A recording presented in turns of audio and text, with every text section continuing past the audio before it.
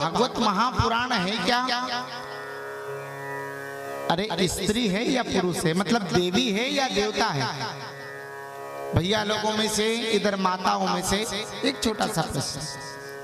भाई आपने अनेक बार कथाओं को सुना है, भागवत महापुराण है क्या? देवी है या देवता है? मैया क्या है? अरे क्या है? देवता है। उधर भैया लोगों में से देवता। कई लोग तो ये कह देते कि भागवत माता की जय। भागवत माता नहीं है, भागवत महापुराण स्वयं भगवान श्री कृष्ण का ही अवतार है। कई लोग तो ये समझते हैं कि भागवत माता है, भागवत माता नहीं, भागवत महापुराण सर्व महापुराणों का अर्थ है महाराज, निष्कर्ष है 17 पुराणों का भागवत महापुराण।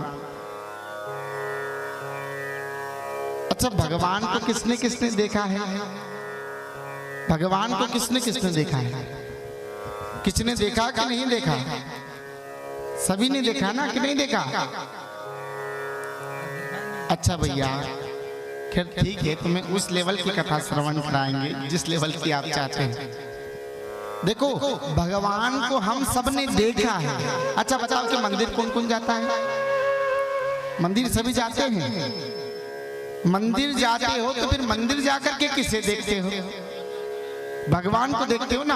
अब हम आपसे प्रश्न कर रहे हैं कि भगवान को किसने किसने देखा, तो किसी ने अपना हाथ ऊपर नहीं किया। और आपसे ही पूछा जा रहा है कि मंदिर कौन कौन जाता है, तो आप यही कहते हो कि हम मंदिर जाएंगे। आप मंदिर जाते हो, रोज भगवान को देखते हो, फिर भी कहते हो कि हमने भगवान को नहीं देखा, तो क्या भगवान स्वयं वहां से मोर मुकुट लगा करके नागजिरी में आ जाएंगे? भगवान के लिए विश्वास होना चाहिए। आप जहां पर बैठ जाओ, जैसे बैठ जाओ, वहां भगवान आपको मिल जाएंगे। कब? जब भगवान पर हमें विश्वास होगा। और विश्वास ही नहीं तो स्वयं कृष्ण भगवान भी यदि आपके यहाँ जाएंगे तो क्या मतलब कथा सुनने से, या क्या? जब भगवान पर विश्वास ही नहीं तो कैसी कथा, कैसा भाव, कैसा भाव? भागवत महापुराण कहते किसे हैं? भागवत महापुराण की परिभाषा को समझे, 4 शब्दों से मिलकर के बनी भागवत। भ से भक्ति, ग से ज्ञान, ब से वैराग्य और त से त्याग। महाराज, ये 4 शब्द का ही मैं भाव अर्थ करूं तो शायद 7 दिन खत्म हो जाए। केवल 4 शब्दों को ही हम समझ ले तो समझ लेना कि पूरी भागवत महापुराण की कथा को हमने श्रवण कर लिया। भा से भक्ति। अच्छा, भक्ति कहां पर मिलती है? अरे भक्ति कोई दुकान पर मिलती है? भक्ति कहां मिलती है? तुलसीदास जी महाराज ने अपने रामचरितमानस में सुंदर सा चौपाई के माध्यम से गुण अनुवाद किया है कि प्रथम भक्ति संतन कर संगा और दूसरी रति मम कथा प्रसंगा। पहली भक्ति कहां पर मिलती है? प्रथम भक्ति संतन कर संगा। पहली भक्ति केवल भगवान श्री के चरणों में या संतों की शरण में। प्रथम भक्ति संतन कर संगा और दूसरी रति मम कथा प्रसंगा। जब भी आप किसी भगवान श्री राम की, भगवान श्री कृष्ण की कथा को श्रवण करोगे तो उसी से आपके अंदर भक्ति का प्रादुर्भाव होगा, भक्ति की जागृति होगी। आप लोग भक्ति अवश्य करते हो, लेकिन भक्ति करना इतना आसान नहीं जितना कि आप समझते हो। भक्ति को आप जितना आसान समझते हो कि भगवान शंकर पर पानी चढ़ा दिया, हो गया भक्ति, 2 अगरबत्ती लगा दी, बस हो गया भक्ति। ये भक्ति का परिभाषा नहीं है।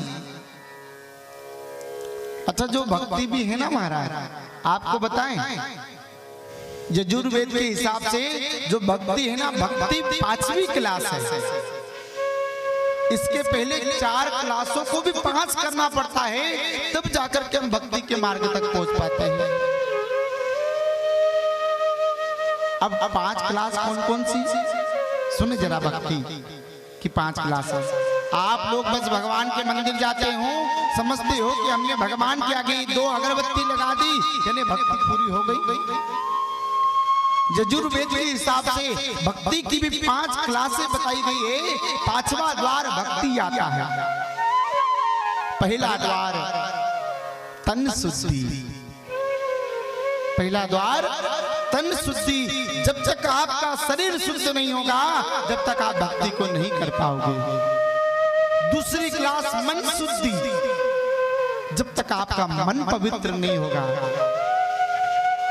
भाई कई लोग कथा सुनने इसलिए आते हैं कि लोग हमें क्या कहेंगे कि भैया कथा सुनने नहीं आए। मन में कोई भाव नहीं, भगवान से कोई लगन नहीं, बस दिखावा करने के लिए भक्ति करते हैं कि कम से कम हम रहेंगे तो कुछ न कुछ लोग हमें अच्छा कहेंगे। दिखावे वाली भक्ति नहीं होना चाहिए, निस्वार्थ भाव से भक्ति होना चाहिए।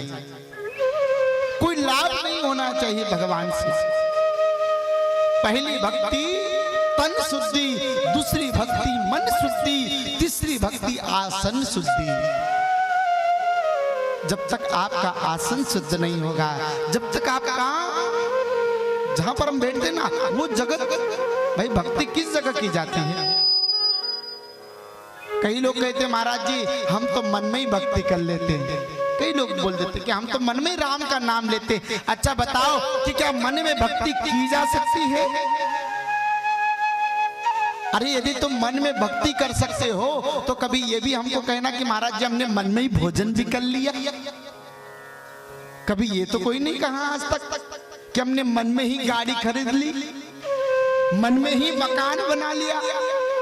जब मन में दुनिया के कोई काम नहीं हो सकते तो मन में फिर भगवान की भक्ति कैसे कर लेते? तुम ये बात समझ में नहीं आती। फिर भगवान के मंदिर बनाने की आवश्यकता ही क्या है? फिर इतना सुंदर कथा का पंडाल लगाने की आवश्यकता ही क्या है? आप मन में ही भक्ति कर लेते। कई लोग बोलते महाराज जी हम घर से ही कथा को सुन लेंगे, हमें पंडाल में आने की आवश्यकता नहीं। अच्छा बताओ कि आप लोग यहाँ से कथा को सुन रहे हो और कई लोग अपने घर के अंदर से कथा को सुन रहे हैं स्पीकर के माध्यम से, तो क्या जो घर से कथा को सुन रहे हैं उनको कथा का फल नहीं मिलेगा? या हम कथा को सुन रहे हैं हमें कथा का फल नहीं मिलेगा? कथा का फल उन्हें भी मिलेगा लेकिन कथा का फल हमें भी मिलेगा। लेकिन कैसे? उदाहरण से समझे। भाई बाहर संसार में हवा चलती है, अरे संसार में हवा चलती ना, और पंखे के सामने भी हवा चलती है, लेकिन दोनों हवा में अंतर क्या है? भाई यदि तेज गर्मी रहती है और हम संसार में नहीं तो थोड़ी थोड़ी सी हवा लगती, लेकिन जैसे ही पंखे के सामने जाकर के बैठ जाते हैं अपने मन को शांति मिल जाती है, अब थोड़ा अच्छा लगा नहीं? उसी प्रकार भागवत महापुराण भी कहती हैं कि जब तक आप भगवान के चरणों में नहीं चले जाते, जब तक आप भगवान के मंदिर नहीं पहुंच जाते, जब तक आपकी भक्ति को भी भगवान स्वीकार नहीं करेंगे। क्योंकि भगवान की भक्ति मन में भी की जाती, लेकिन मन में करना उसके लिए तुमको 16 क्लास की पढ़ाई करना पड़ेगा, तब जाकर के 17वीं क्लास के अंदर भक्ति मन में कर पाओगे। हम तो केवल पहले अभी भक्ति का भाव अर्थ समझे। यदि ज्यादा अंदर पहुंच जाएंगे तो वहां से वापस आना मुश्किल हो जाएगा। पहली भक्ति तन शुद्धि, दूसरी भक्ति मन शुद्धि, तीसरी भक्ति आसन शुद्धि और चौथी भक्ति विचार शुद्धि। हमारे विचार भी शुद्ध होना चाहिए। जब हमारे विचार भी शुद्ध हो जाएंगे, मतलब जब इन चारों क्लासों को हम पार कर लेंगे, तब जाकर के हमारे भक्ति का मार्ग खुल जाएगा। अब इन 4 बातों का विशेष तरीके से याद रखना जब भी भक्ति करें।